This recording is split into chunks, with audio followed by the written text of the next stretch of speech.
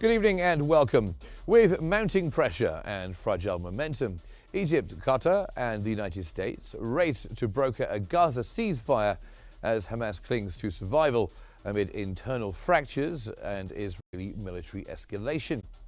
Trump's bold claim of a potential deal within days hangs in the balance, met with skepticism in Tel Aviv and cautious hope in Cairo. Hamas insists on an end to the war, full Israeli withdrawal and no targeting of its leadership, a demand Israel flatly rejects, insisting on the group's disarmament and exile. With Washington intensifying its role, questions swirl over its impartiality. While Gazans endure relentless bombardment, humanitarian collapse and alarming reports of narcotics infiltration through aid supplies. As Netanyahu faces domestic unrest and legal turmoil, the window for peace narrows, threatening either renewed escalation or a grim return to talks under even bleaker conditions. Welcome to Think Tank.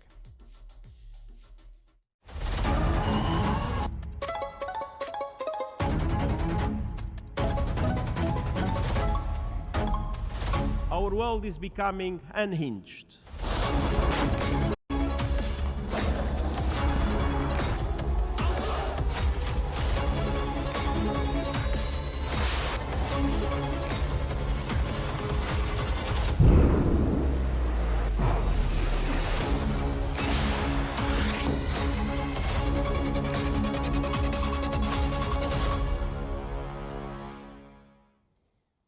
Thanks for being there with us this evening.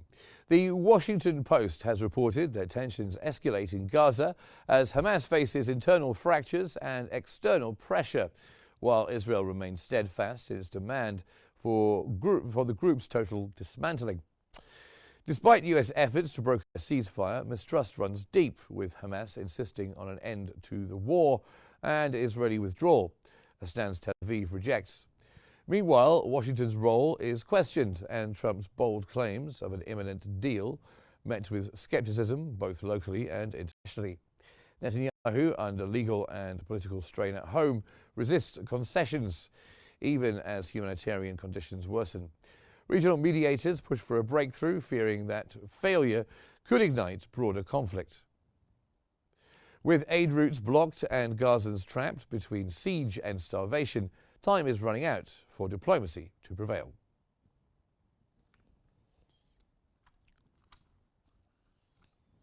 And according to Ahram Online, Israeli officials express deep skepticism over Trump's upbeat claims of an imminent Gaza ceasefire, viewing his timeline as unrealistic amid stark divides between Tel Aviv and Hamas. Netanyahu faces mounting pressure at home, yet remains firm on dismantling Hamas, rejecting any deal that allows its political survival.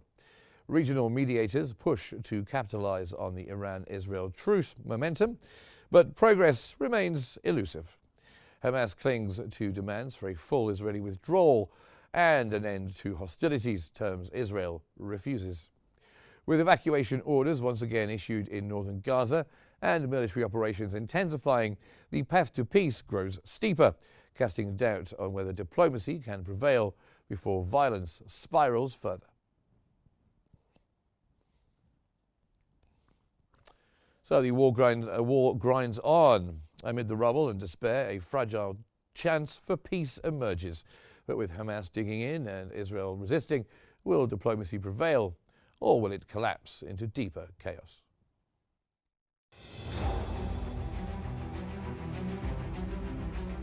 The rubble still smolders. Families still search for loved ones beneath collapsed buildings. In this war-torn strip, every ceasefire proposal carries weight, not just politically, but humanely. Yet Hamas has drawn its red lines. No targeting of its political bureau abroad, no freezing of its assets, and a role in Gaza's future governance. But how realistic are these demands? Meanwhile, Tel Aviv remains defiant. While Israel hasn't outright rejected the deal, it insists Hamas must disarm a non-starter under current terms. At the center, Washington now plays mediator. President Trump claims a ceasefire is days away, backed by a U.S. guarantee to end the war. But can Washington truly act as an impartial broker? Critics argue the proposed 70-day truce includes prisoner swaps and humanitarian aid. Yet Hamas seeks binding guarantees, fearing another premature collapse like past deals. But if talks fail, escalation looms. Regional spillover grows like with Hezbollah watching closely and Iran repositioning forces. For Gazans, peace is not just a negotiation, it's survival. Whether this round ends in hope or hurt depends on who blinks first.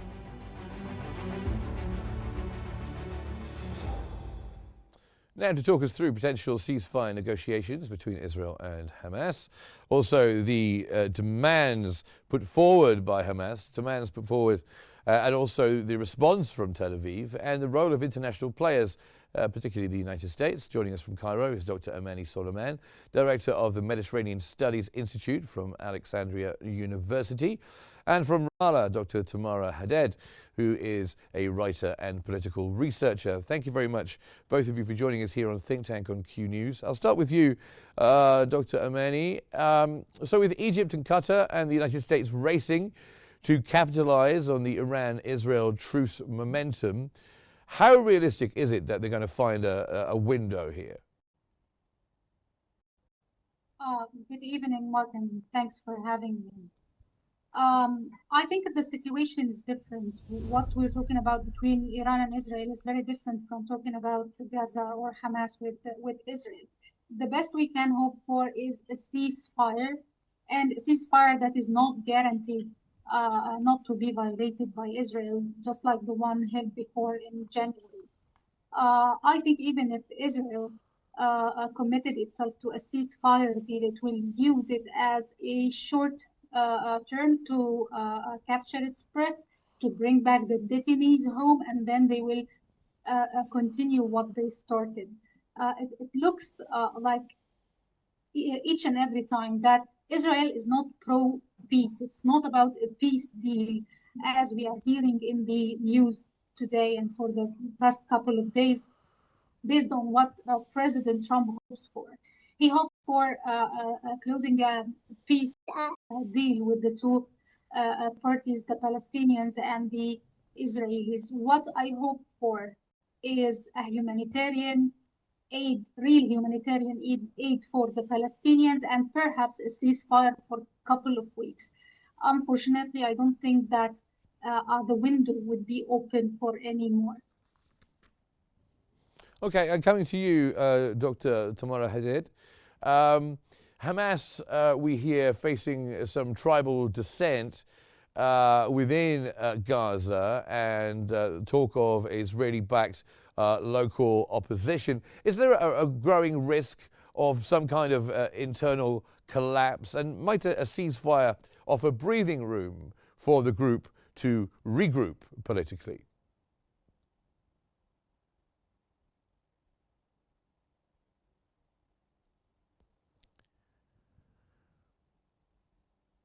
Greetings to you. Yes, the presence of Hamas's movement in Gaza Strip would alarms the formation of internal props that threaten to security within Gaza, as these groups are calling to change the system politically or militarily, or to have Hamas to be transferred to political party to be engaged with all the factions in the Gaza Strip, or to be an alternative administration to unify the internal factions within the Palestine, as the continuation of not having a political horizon as one of the Israeli conditions to halt the cession of Gaza, which is the process of releasing the hostages in the Gaza Strip. Up till this moment, Hamas's governance is still in place in Gaza Strip. There are demands from the proxy entering the humanitarian aid to halt the or cessation of the war in the Gaza Strip, so you should have some sort of a different governance. And in reality, the reality of ceasefire is provided by Hamas movement as demanded of two things. Firstly, to have a future the cessation of the war in the Gaza Strip and the withdrawal of the army from the Gaza Strip. Both points, the reality Israel had imposed it. So, in order to reach a ceasefire, so it was some sort of must that Hamas should abound its governance, and even by demanding in a day to the Committee of Support, which does not mean that its government has come to an end. And lately, Hamas had requested to one of the regional players that they might accept the 60-day ceasefire, provided not to infringe its presence abroad, the members of the political office, specifically in Qatar, and not to infringe its monies abroad and to keep its members as a part of it within Gaza Strip, and to have the governance of Hamas by Hamas members as rejected by Israel. In addition, to have a rearrangement of the internal government, so the continuation of the state as it is would spark the internal chaos and threaten the internal divisions. And in order to end the Israeli pretext that Hamas presence as using up till now to prolonging the war against civilians, women and children. Okay, and thank you very much for that answer, Dr. Tamara Hadid. We now have some live footage of strikes which are taking place in Gaza, which we will take a look at now.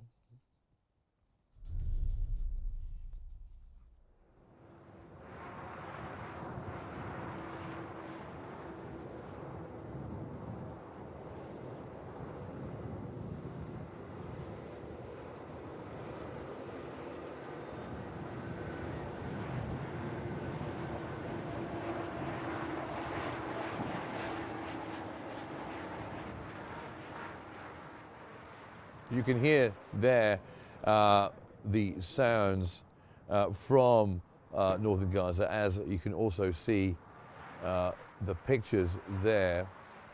Obviously, some kind of explosion, targeted attack by the looks of things, and you can see the smoke rising from northern Gaza right now.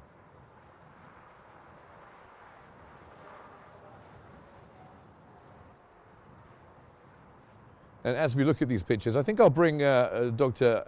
Amani back in, Dr. Amani Soliman. If I could bring you back in as we look at these pictures, live pictures of northern Gaza. Hamas has insisted on ending the war, full Israeli withdrawal, immunity for its leadership abroad. Are these kind of demands viable at all? I don't think so. First of all, as Dr. Tamara said, Israel just wants to prolong the war more and more to achieve more gains, not just for Netanyahu as a politician, for him personally, but for Israel to break Hamas down, not to immune its leadership. One of the things that we have a strong discourse now in Israel to hear is that Hamas wouldn't have been this strong if it was not left to rule Gaza since 2005. Many Israelis are blaming the disengagement plan from 2005 that led the Strip to be governed by Hamas. They say now that if they do a complete and full withdrawal from, they are leaving it to Hamas again to build more tunnels, to rebuild their weaponry, and so on. So the first demand, which is a complete Israeli withdrawal from the Strip, is not feasible. I don't think the Israelis, even if they withdrew from vast areas of the strip. They will not leave it 100% again. They will make sure to have their own spots there to control what's happening between different parts of the strip. As for the immunity of the leadership, who can guarantee this? And let's define leadership. How many and who are they and what are their profiles? Will they be immune in Gaza or will they be exiled to other countries? And if that happened, who can guarantee that Israel would not claim that they are still doing their political and military activities, the opposition from abroad, leading the resistance from abroad, and take this as a reason to kill them while in exile?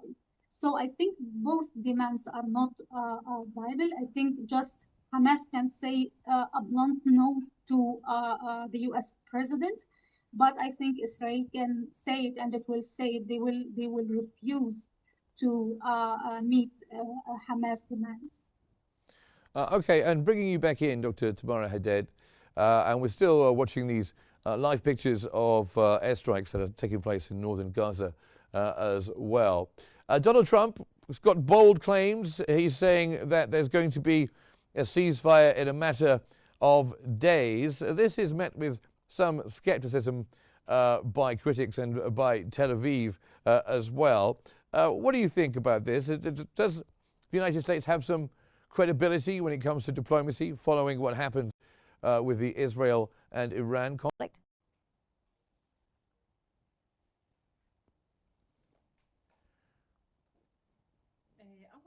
Firstly, Trump wishes to execute the Trumpian trust in order to gain the price for peace, but it will be disrupted of a main disruption of Netanyahu's political life. Therefore, Trump pointed out to the reality of the judiciary system in Israel, citing that Netanyahu should be exempted by the cases in order to reach it in a ceasefire, and even if a temporary ceasefire, as Netanyahu has a great and a very much dilemma, suffering a great problem either on the level of his political life that require guarantees by Trump for having a ceasefire and in Gaza Strip that should be exempted of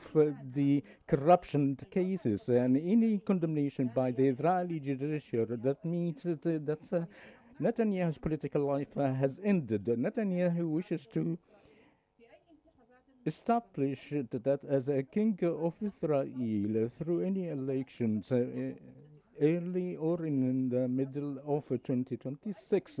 And also Netanyahu is going to be faced in a greater problems of the far-right hardliners such as Ben Gvir in order or over in reaching a ceasefire, specifically without having an absolute victory. That means a failure of the government, and therefore Netanyahu up till this now to be exempted by the judiciary cases, I think, had failed. Reality, Gaza's, or secondly, Gaza is a part and parcel of regional arrangement, and Netanyahu should have been left to Washington but being postponed for security reasons, either in the level of the Israeli-Iranian status quo or to threats by the Yemen. I think a new reality had came into effect that Israel and America that aren't achieved following the Iranian strikes. Therefore, I think if there is truce took place in Gaza, it will be a fragile one. to allow Israel to change into the security process in the Gaza Strip. This form is taken to the scenario of West Bank.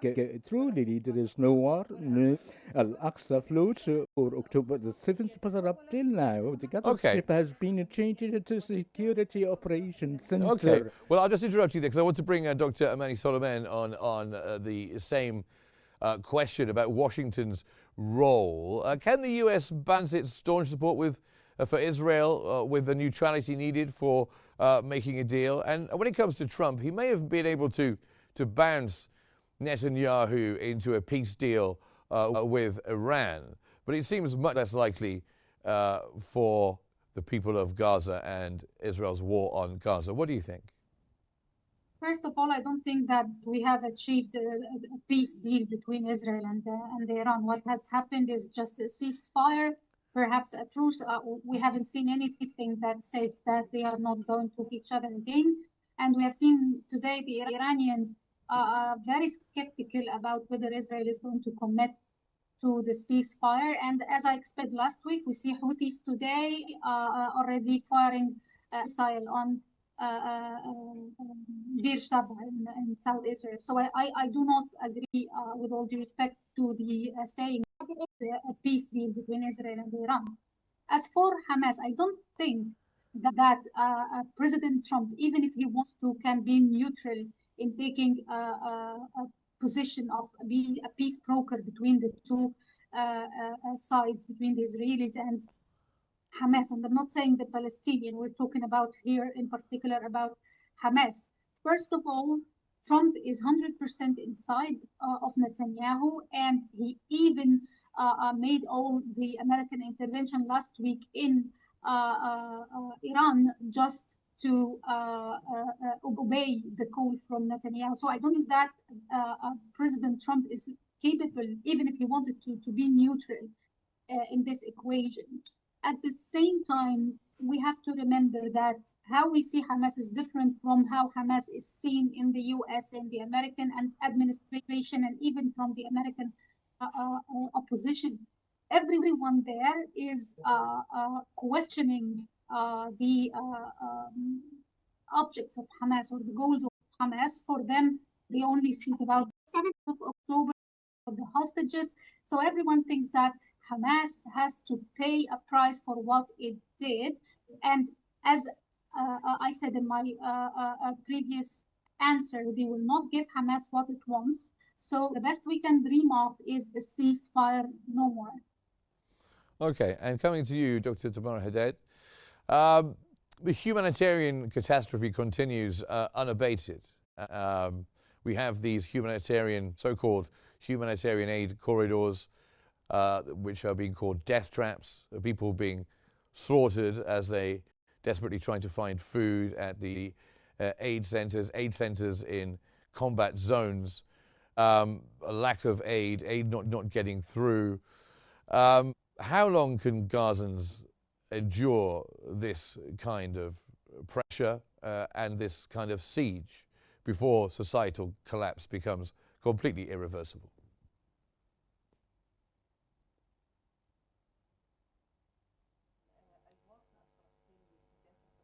The Palestinian reality won't be able to endure military pressure. In some danger will feel that he's in dire need of international intervention, and now they are using the dimensions of the humanitarian aid, and through incident, this organization spin it in as a place for killing people in the Nesrim corridor, and till this moment around 450 martyrs, Palestinian, let alone the wounded people. So they are surprising upon arriving the centers of the aid, surprised by the attacks by the Israeli drones targeting the Palestinian people. There is a massive fighting, a more realistic means in order to fulfill the humanitarian needs, as this company does not fulfill the needs of the Palestinian, as 1.8 million Palestinian people is in hunger, and the health establishments are destroyed. The Notice that 600 shipments of humanitarian aid is required to enter Gaza Strip in order to have their lives back to normal. In fact, okay. I'm going to have to, I'm sorry just to cut you off right at that point, but we are out of time. But I'd like to thank both of our distinguished guests here, Dr. Amani Soliman, Director of the Mediterranean Studies Institute at Alexandria University, and Dr. Tamara Haddad, who is a writer and political researcher. Thank you very much, both of you, for joining our discussion. Now, as diplomacy teeters between hope and doubt, Gaza's fate hangs in the balance while fragile talks bring peace. Will they bring peace, or will we have an escalation deeper into the abyss? Thanks very much for watching today's episode of Think Tank, and have a very nice rest of your day.